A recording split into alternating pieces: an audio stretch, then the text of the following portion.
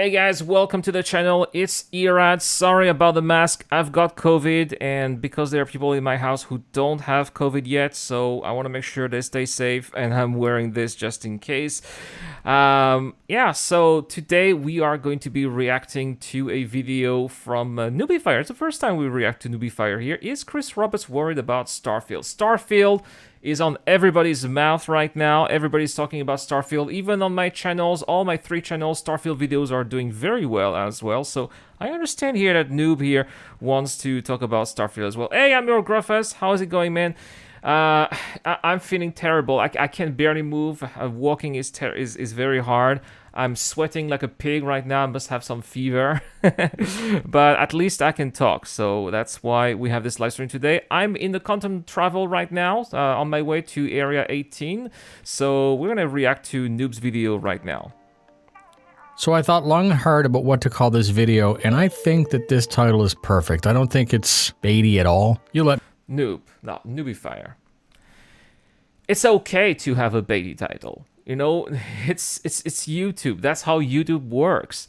So don't worry about it. Hello YouTubers, this is Noobifier. As a fan and follower of the continuing drama, which is the pre-alpha development of Star Citizen, I do like to play other games. I know. Yep, me too. Right now I'm playing a lot of Formula 1 23. I may play it later as well. I don't know, we'll see. I know that there are some purists out there who only play Star Citizen. That's fine for you, but that's not me. I find it great to take a break and dump into another title because there are too many people making too many other great games for me just to focus on one incomplete title. There are so many great games coming up this fall. So many. City Skylines 2 is coming up.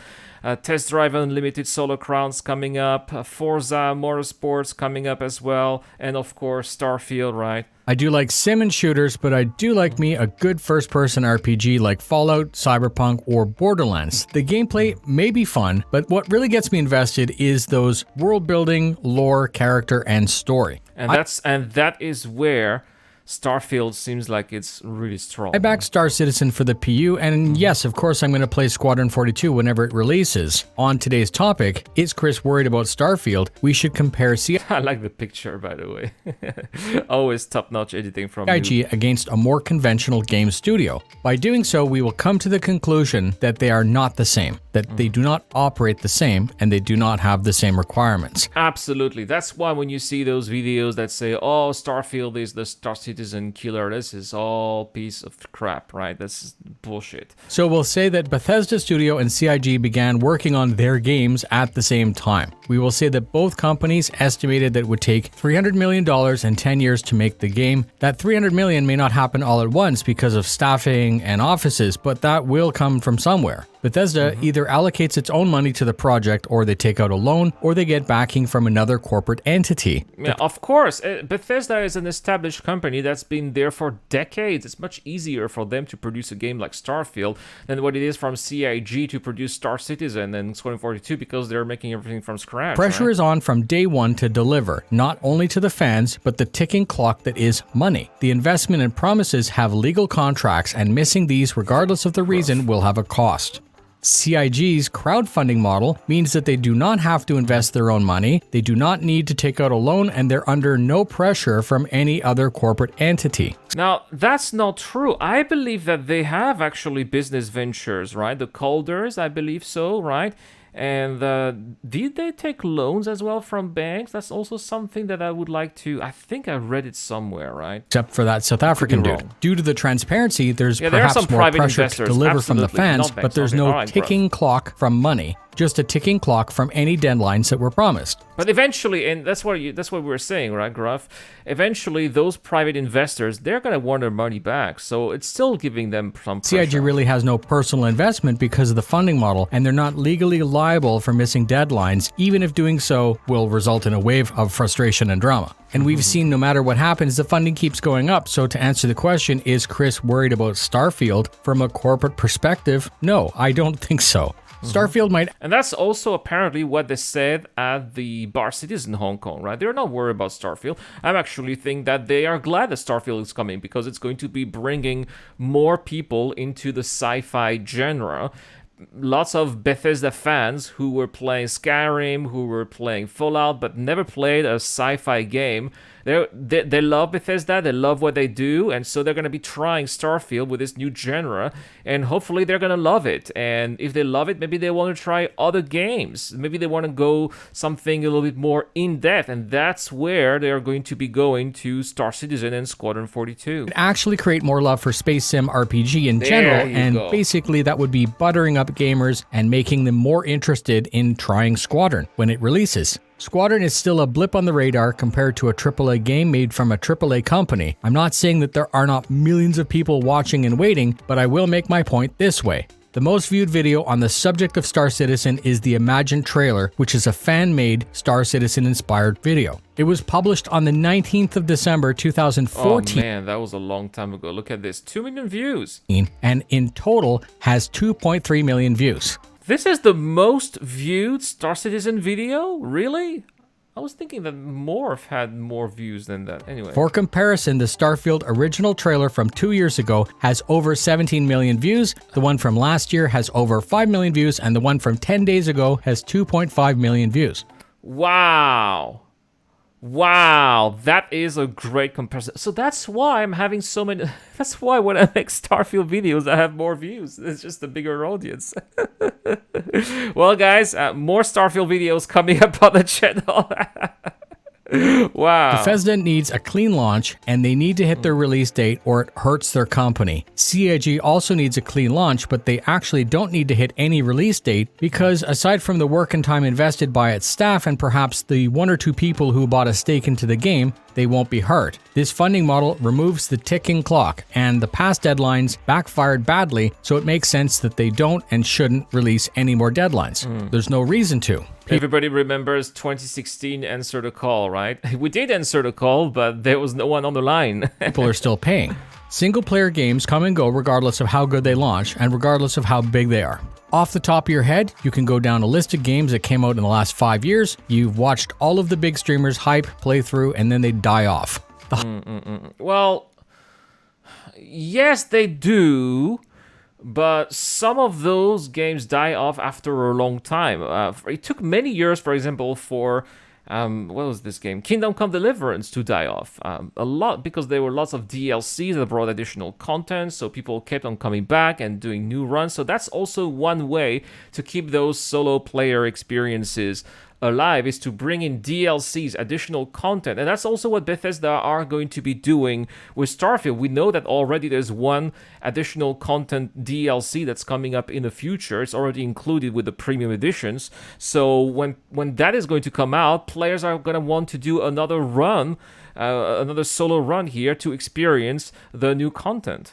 Hype is sustained longer for other game types which can generate a larger fan base, but the reality is you can watch Captain Richard or TV Liquid play through any game, but you wouldn't tune in if they only played Borderlands 2 or if they only played Diablo or the Old Republic.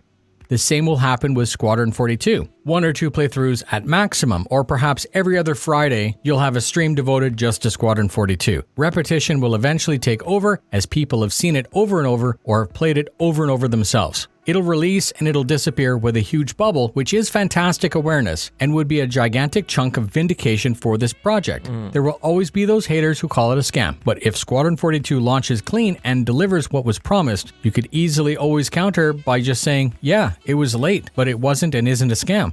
I have some interesting things for you to consider. The more time we spend perfecting the game, the better, and that's obvious. But what if the motivation isn't? I mean, look at those character models. I mean, I remember when the vertical slice came out, it looked fantastic, but definitely the models here, the character models in Star Citizen look so much better now than what it did so many years ago already. When did this come out? 2017, right? It was such a long time ago already.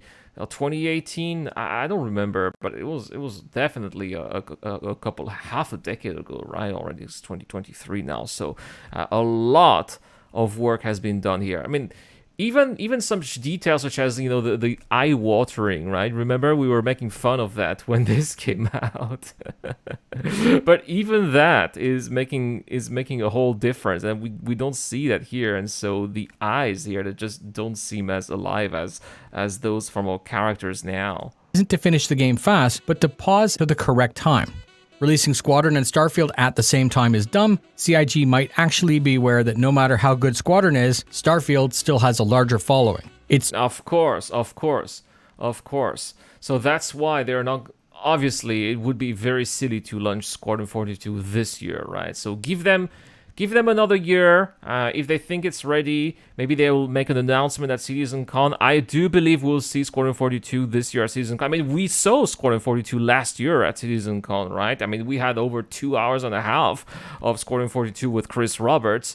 So we are 1 year later. There's definitely more work that has been done on Squadron 42, and we're getting closer to release. Maybe it's going to be time to start the marketing campaign as well. So perhaps that's why we'll be seeing more of Squadron 42. I do believe so for this year at CitizenCon. It's too late to launch it before, but I actually think that Chris has been moving the release date waiting for something else. It's a bit of a joke at this point how every single free fly coincides with a horrible time to play Star Citizen PU. Many will say that the low performance is due to the free fly, but I can also see this as the desire to wow and impress with new features. New features at the release of a new patch in CIG's desire to hype things is for them to show what's been done, and that is exactly the right time for a free fly in their minds. Now we should escalate this 10 magnitudes and evaluate what would happen when Squadron releases. People's minds are blown by the story, game, and cinematics. Millions of people see and play, and then when all of that is done, they'll go play the PU. Yeah. So let's say we have invisible enemy clipping through the floor, an MMO that has a player cap of 100, NPCs that T-pose on tables, missions that cannot be completed. Yeah, that that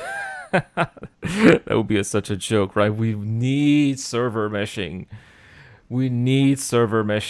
So that at least the PU looks in a better shape than it is now. Because the broken 150 non-flyable ships and 1 out of 100 planned star systems released. So Chris will see Squadron not only as a game, but a massive advertising campaign for the PU. Squadron will sell. CIG will make a ton of money, and that'll be great for the company. And that Squadron will sell, and that's why they stopped selling it in the online store, and they're going to increase the price.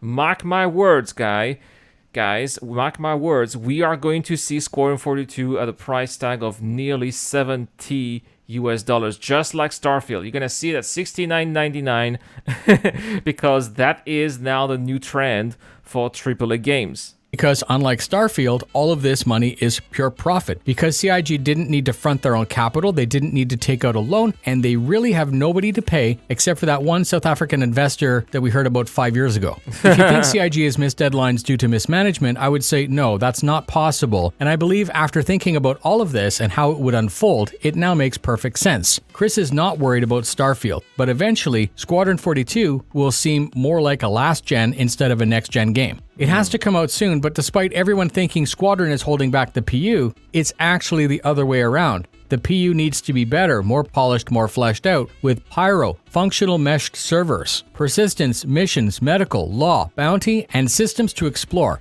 That's a very good point that Noob is doing here, and something that I didn't think about. But yeah, this could be the reason why we're not seeing Squadron 42, because yeah, as he said, it's going to draw a lot of people. People are going to be excited about Squadron 42, but the PU absolutely sucks right now.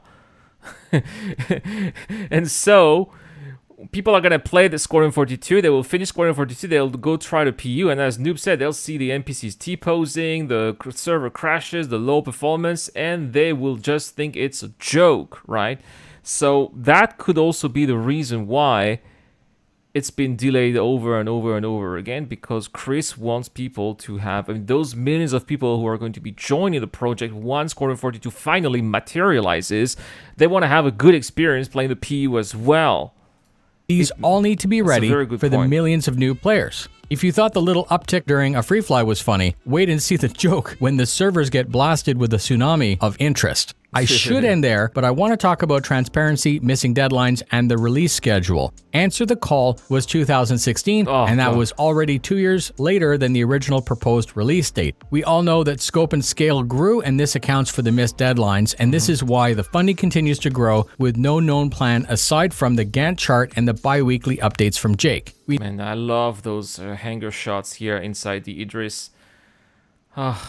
Can you imagine when we're finally going to have our own Idrises and all those fighters inside? It's going to be so No, epic. Chris loves a good show, but I also know that the last thing CIG needs to do right now is to hype a deadline and then miss it again. So I ask you a question, and this is where you can get involved. Let's say at CitizenCon, Chris announces that Squadron will release on whatever day. That could be Christmas, in the spring, next summer, whenever, and it doesn't actually matter. The media might go crazy and run a story. The media will also focus on the negatives with questions like, can Chris finally deliver? Will it miss another deadline? Positives and negatives both hype. And then CIG would pay money to run commercials, and they make the game available again in the store perhaps for $80. The release comes in. Wow, $80. That's even more than he's talking about Canadian dollars. These are Canadian. I know Noob is from Canada, right?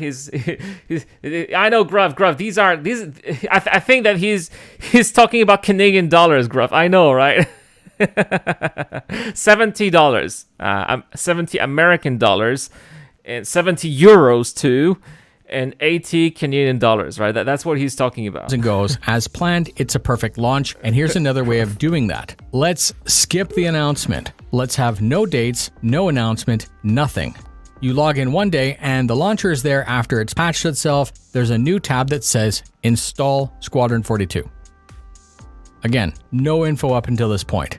Let's say this happens to Captain Richard. They tweet about it, they install it live, and people rush to their systems to play and experience Squadron 42 for themselves. The media runs the story, and the buzz is even larger than if the date was announced. We don't have any negative stories because there it is, it's launched. New citizens arrive to play based on the hype, and yeah, I think this would be how I would like to have Squadron 42 launch. Nah, I don't agree with that. I don't agree. I think that we need... If they plan to release Squadron 42, by the time they make the announcement, Squadron 42 should already be in a releasable state. Just like Starfield. When they announced that Starfield will be released, it was already in a releasable state. It's just it was not polished. It was not at 60 frames per second on PC. It still had the Bethesda, the huge list of Bethesda bugs. But still could have been released, right? Would have been a botched release, but still releasable. I think that they need to do the same. When they announce Squadron 42, they could be releasing it right now. But if they announce it, we're going to release it in 1 year. That means that from the time they announce it, in which it's already playable, until the day it's actually released, they have 1 year to polish and iron out the bugs. That's what they do for an entire year. Just removing bugs and polishing. Just that. And then they release it. That's the way I would see announcement. It just shows up. So now it's up to you. You have a very big job. Comment in the comments with your comments about the following. 1. Do you think that Starfield has Chris worried? 2. No. Do you think that CIG is planning to announce the release of Squadron at Yes. CitizenCon this year? And 3. How do you feel about my proposal of a stealth launch for Squadron? I disagree. Remember that all of the scenarios that I propose are under the assumption that there will be a clean launch. And after 10 years, let's assume that that's going to happen. All of the profit, prosperity, and vindication relies on that clean launch and a stable PU to capitalize on that momentum. Thank you very much for spending your time with me. The video only makes sense when more people watch it, so I would ask if you found it interesting, please share and discuss wherever that makes sense. Right. Well, that was a really good video here from Noobifier. I will definitely put the link in the description down below so you guys can check it out, right?